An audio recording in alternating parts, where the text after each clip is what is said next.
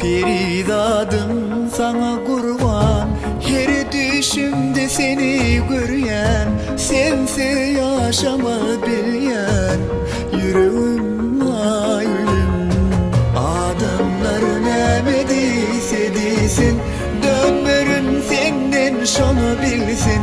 Ölsemem ellen vermem, ananay ayrım. İyiceciğim ağlayan, gecelerde kıysayan, niçin derdim duymayan, beni şeydip kınayan. Ayrılım,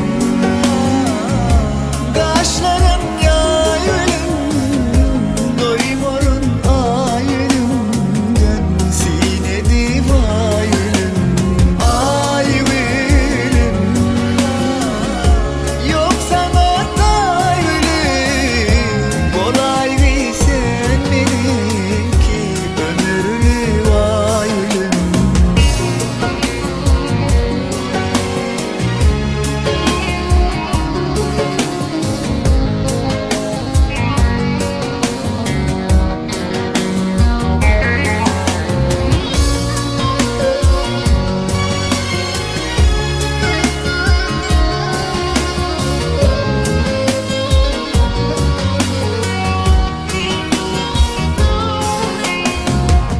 Akıl huşum alan sensin, ona